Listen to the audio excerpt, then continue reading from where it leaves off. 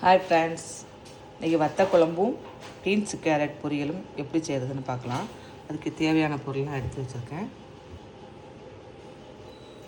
தாளிக்கிறது ஜாமான் சட்டியை வச்சாச்சு. அதில் ஒரு 2 ஸ்பூன் எண்ணெய் விட்டுக்கலாம். முதல்ல பீன்ஸ் பொரியல் பண்ணிக்கலாம். எண்ணெய் காயட்டும்.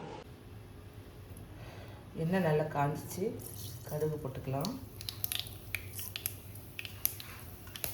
உளுந்தம்பருப்பு, ஒரு மிளகாத்தூள் புளி போட்டுக்கலாம். 1 ஸ்பூன் ஜீரகம். கடுகு நல்லா வெடிக்கட்டும். கடுகு நல்லா வெடிச்சிச்சு. வெங்காயத்தை போட்டுக்கலாம்.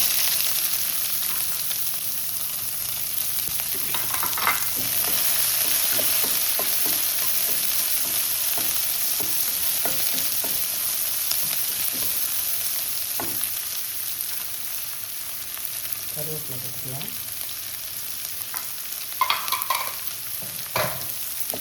வெங்காயம் கொஞ்சம் வதங்கட்டும்.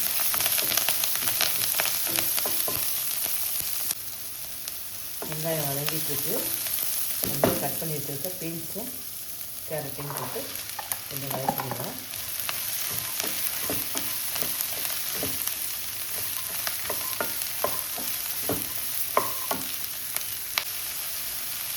பீன்ஸும் கேரட்டும் நல்லா வதங்கிட்டு அதுக்கு தேவையான உப்பு போட்டு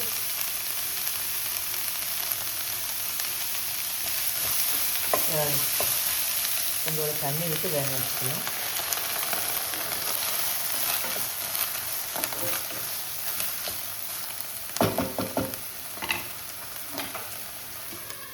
மூடி வச்சு கொஞ்சம் வேகட்டும்.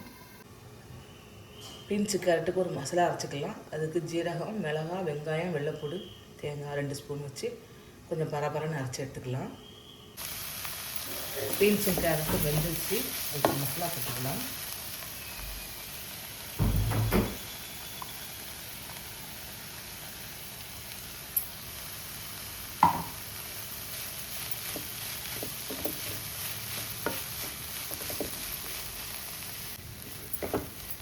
மசாலாவும் நல்ல மசாலா வடை போயிடுச்சு. பீன்ஸு கேரட் பொரியல் ரெடி. அடுத்தால வத்த குழம்பு ரெடி பண்ணிக்கலாம். வத்த குழம்பு வைக்க சட்டி வச்சாச்சு. அதில் கொஞ்சம் நல்லெண்ணெய் விட்டுக்கலாம். வத்த குழம்புக்கு நல்லெண்ணெய் விட்டு பண்ணுங்கள், சூப்பராக இருக்கும். எண்ணெய் காயட்டும். எண்ணெய் காஞ்சிச்சு. கடுகு போட்டுக்கலாம். 1/4 ஸ்பூன் உளுந்தம்பருப்பு, 2 வெந்தயம், 2 ஜீரகம், 2 மிளகு, ஒரு மிளகாத்தூள் கிள்ளி போட்டு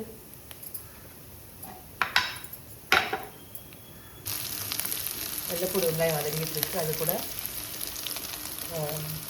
முறுக்கு வத்தல், சுண்ட வத்தல் போட்டு வதக்கிக்கலாம்.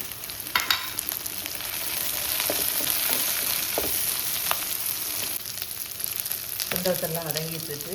அது கூட கட் பண்ணி வச்சுருக்கு வெங்காயம், மிளகாய் போட்டு வதக்கலாம்.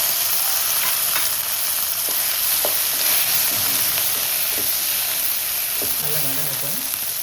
எல்லாம் நல்லா வதங்கிட்டு இருக்கு. எடுத்து வச்சு குழம்பு மிளகாத்தூள், மஞ்சத்தூளை போட்டுக்கலாம். இதையும் நல்லா வதக்கிக்கலாம். எல்லாம் நல்லா வதங்கிட்டு இருக்கு. எடுத்து வச்சுருக்க புளிக்கரசெல்லாம் வச்சுக்கலாம்.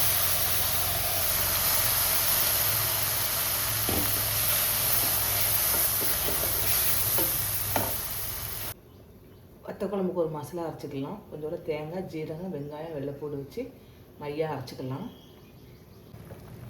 குழம்பு நல்லா கொதிச்சிட்ருக்கு. அதில் மையாக அரைச்சிட்டு வந்த தேங்காவை போட்டுக்கலாம்.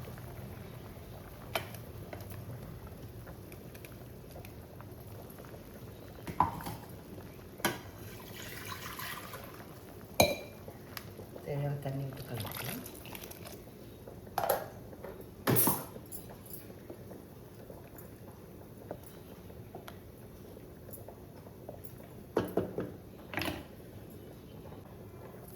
தேவையான உப்பு போட்டுக்கலாம். குழம்பு நல்லா கொதிக்கட்டும். குழம்பு நல்லா கொதித்து எண்ணெய் பிரிஞ்சு வந்துட்டுருக்குது. குழம்பு எப்படி இருக்குன்றாங்க. வத்த குழம்பு ரெடி ஆயிடுச்சு.